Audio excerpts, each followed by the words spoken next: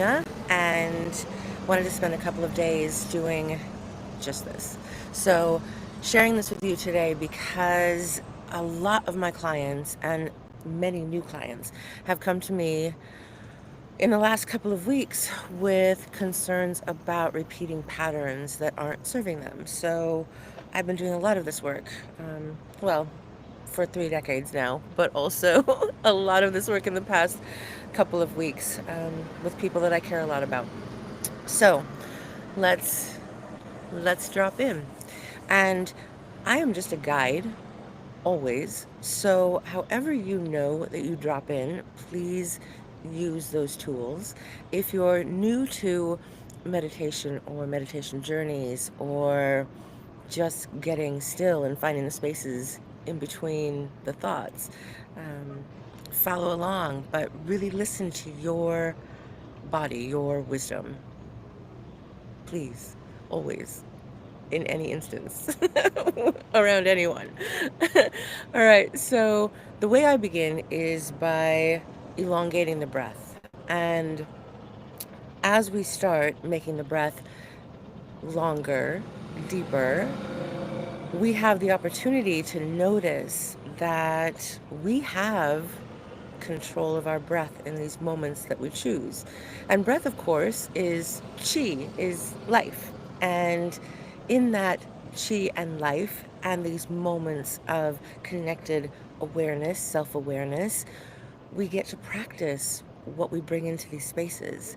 So, breath to me is really important because it is life, because it is this opportunity, because the bottom of each exhale is a moment of dying away from into the next moment that is life.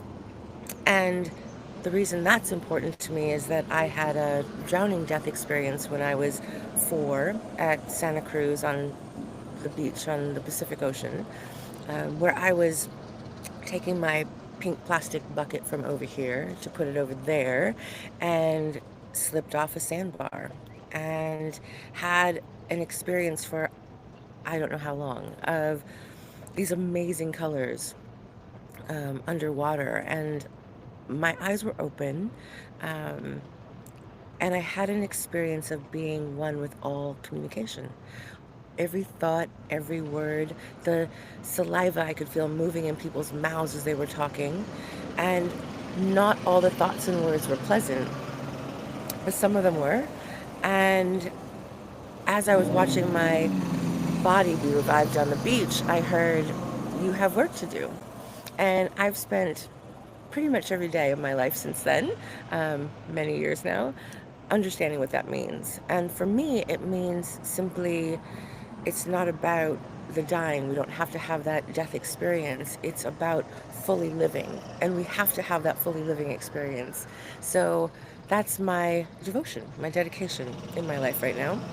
I've applied this work to working in corporate culture for a long time, with leadership for a long time, with high profile people in their relationships.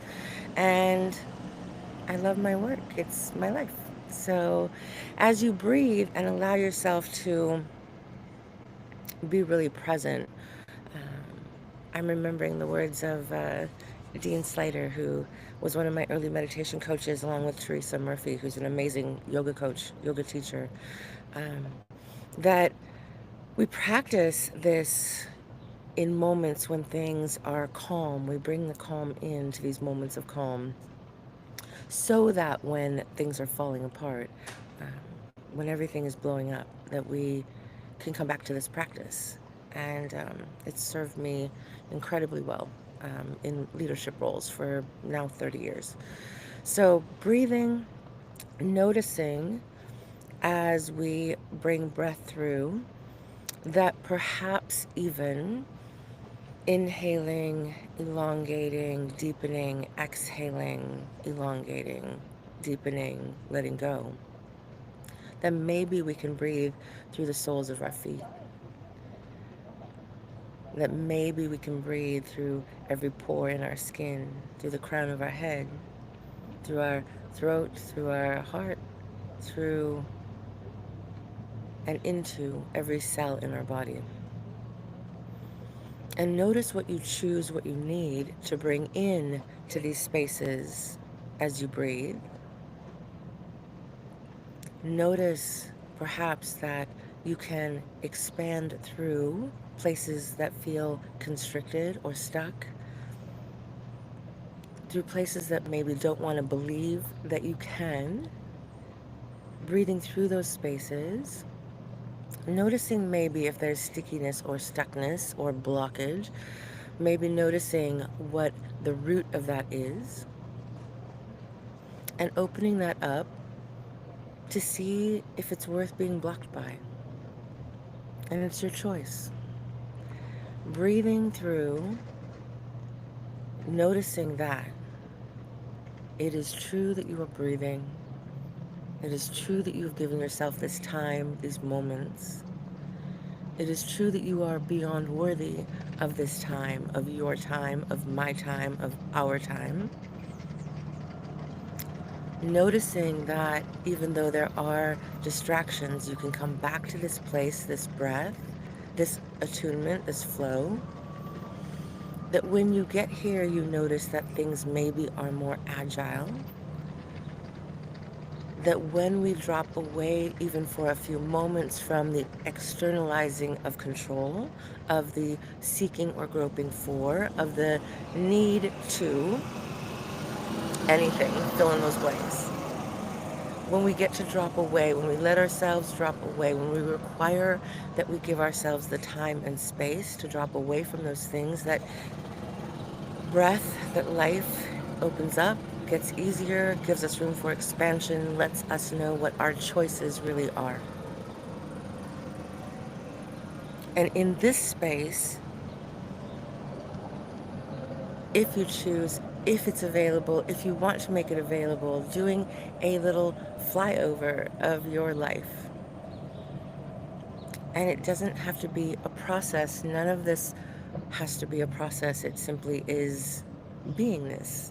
It's an amazing truth and opportunity to do a flyover of our lives and notice the patterns that have been created by the beliefs that we hold, by the things that we've heard, by what we've been taught, by how we've been marketed to, and blessings to all these people who have impacted us. And also, now we get to look at this and make choices about if it's true for us, if it supports us, if we want to bring these patterns forward or not. Notice the patterns that help you, honor those, and bring those forward. Notice the patterns that don't help you, but you've held the deep belief that they're needed, and they've been comfortable because they've been patterns, but not because they're the right thing for you. And notice if you want to change that pattern, make it something different, leave it behind and move into something new even. That understanding where that pattern comes from doesn't mean we have to unpack it. It just means we need to see it. We can move forward and decide what we want as our new pattern. Often it feels more comfortable to replace an old pattern with something different, because once we see it happening in our lives, when we see that we're starting into that pattern, whether it is trying to change people, trying to fix people, attaching to people so that we can fix them, which both hands raised I'm guilty of, um, whether it's that or taking jobs that are beneath our ability so that we can be successful. It can be anything. But when we see those patterns, we can say, you know what, I want to start today and do it differently. So when I see this happening, I'm going to, and then fill in the blank with what you want and what you need. And does it work 1,000% of the time? Maybe not. But most of the time, yeah, it has for me. It has for my clients. It is the seeing of the pattern that keeps us from being in this life and fully living that's important. Because what we don't see can disrupt our lives in negative ways and can leak out, seep out in subconscious ways that impact us and our relationships. And sometimes we don't understand what's happening. We don't understand why our relationship has lost its passion, or why we don't like each other anymore, or why we're trying to avoid spending time together, or any of those things, except for maybe somebody doesn't do what they say they're going to do, or I mean, like, they don't take the garbage out. We develop agitation, and then we let it flow into so many aspects of our lives beyond the main focal point. So once we can get clear about how we, there are birds flying around me. Once we get clear about how we understand what's happening and why, we can address it in a way that requests cooperation to solve rather than being punitive, which is what a lot of us do to protect ourselves. So as we breathe through these amazing bodies, this amazing gift of life, even in these times, breathing through, noticing what's happening in your body, in yourself, in your soul, in your mind, in your heart spaces, and noticing maybe where you feel love in your body. And it doesn't have to be our hearts. We've been program trained that that's where it is. Our hearts are amazing. But noticing where you feel love in your body, breathing through, expanding those areas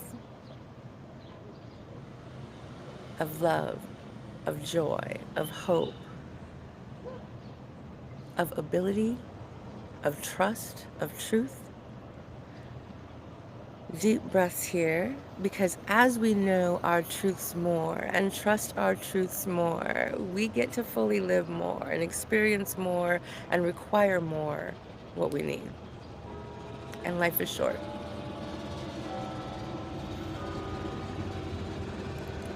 Deep breaths here.